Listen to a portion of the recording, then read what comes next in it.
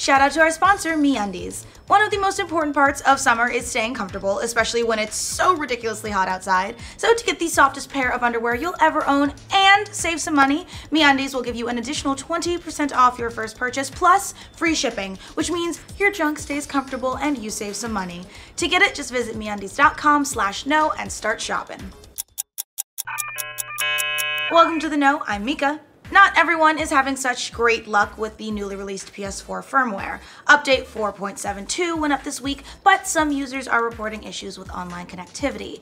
A number of comments have popped up both on the PS4 subreddit and on the Ask PlayStation Twitter feed, with gamers complaining that friends aren't showing up online and they can't play together or connect to multiplayer games.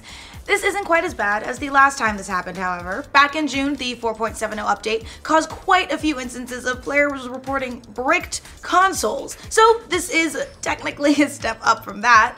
Given the amount of comments, this certainly doesn't look like a widespread issue, but it's not something totally isolated either. The best solution seems to be restarting your PS4 in safe mode, and you shouldn't have any problems. Just in case you were worried about this, and it seems like some people were, Microsoft will not, in fact, be charging for Xbox One X updates to existing games. That should seem like a no-brainer, but the Xbox One subreddit and quite a few Twitter users seemed excited to find that out this week thanks to confirmation from Xbox marketing manager Aaron Greenberg. Greenberg replied on Twitter to a gamer asking for official word about whether or not Microsoft would charge for 4K updates.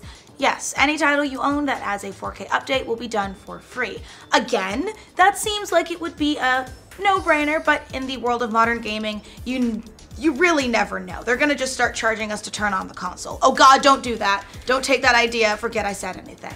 The Switch launched without any video apps to speak of, but it looks like it's finally getting its first. But only if you're in Japan. And no, it's not Netflix or Hulu or Amazon or even YouTube. It's the Japanese video sharing service Nico Nico. The company tweeted out the announcement this week, which should maybe give hope to Switch users that more significant apps like this could be on the way soon.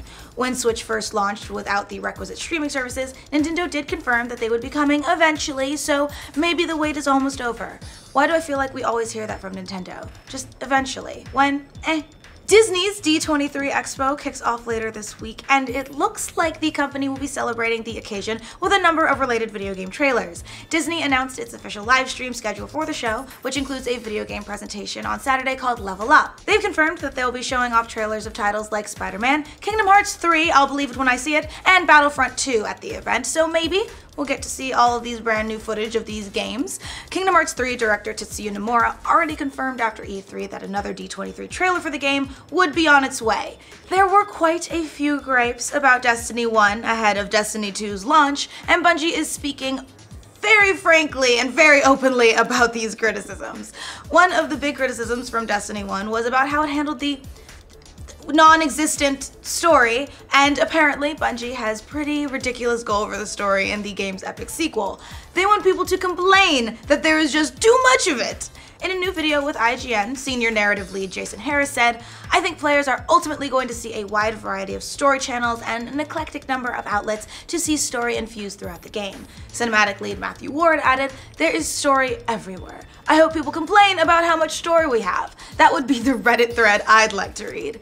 That would be a much better complaint than too many Grimoire cards, but you know, what do those things even do? Game designer Warren Spector is back at it again with System Shock 3, but don't get any ideas about the scope of any of his future games. The legendary developer doesn't feel all that excited about AAA gaming and what it's become, judging by some recent comments. Spector had some rather strong words about modern video games in an interview with IGN saying, "I kinda don't care about the future of AAA gaming. I think the costs are so high, the teams are so big, the risks are so great that we're seeing an awful lot of same old with prettier pictures. That's a little reductionist, I know, but I don't see a lot that interests me in the AAA space." He went on to say that most creativity is found in the indie space, and that we're at a point where anybody can make the game of their dreams. Which is why Dream Daddy exists, obviously. Oh my god, I'm so fucking pumped for Dream Daddy Dating Simulator. The latest incarnation of the Unity engine, Unity 2017, is officially live with a bunch of new tools and features. If you're not familiar with Unity, you probably know some games that were built using it, like Pokemon Go, Thomas Was Alone, and 7 Days to Die. The newest version was announced at GDC this year, and it's Unity's first subscription-based product. It's got more than 100 new features that improve everything from graphics quality to runtime performance. Some of the most notable new features are its new smart camera system and a visual organization tool called Timeline. So everyone, get out there and make some cool games, specifically if they're about dating daddies.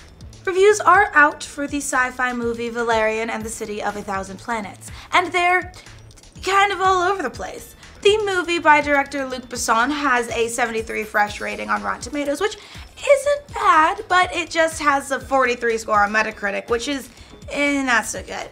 The movie about a group of special operatives in a futuristic universe got praised for its stunning visuals, and The Village Voice said, "Valerian is at times so mind-meltingly beautiful and strange that I'm still not sure I didn't just dream it all."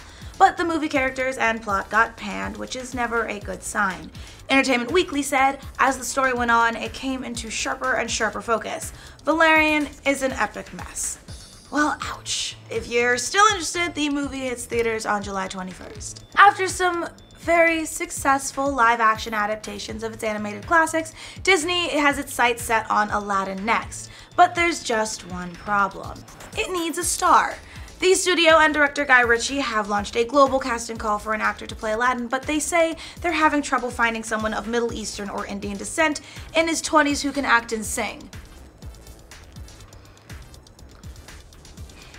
Well, we'll see who they come up with, but insiders say that it will most likely be a newcomer, and word is that Disney is taking its time in order to get the casting just right, which is a good thing. Also a good thing that there's a whole country of India with a whole franchise of Bollywood of people full of it who can just sing and dance. Disney? No? Never heard of Bollywood? Okay, just pro tip. Pro tip, Disney! The guy who produced the Castlevania series on Netflix apparently isn't done with classic video games yet. Eddy now wants to work on a new animated series based on the Metroid games. Yes, in an interview with Nintendo Live, Shankar said he'd like to do a darker take on the Metroid franchise in the same anime style as Castlevania, which sounds so awesome. Now, can he possibly get Nintendo to hurry up with the new Metroid Prime as well? Breaking news, a lot of people on the internet are jerks! I know, we're super shocked too, like totally shocked, like wow, watch me die if not surprised.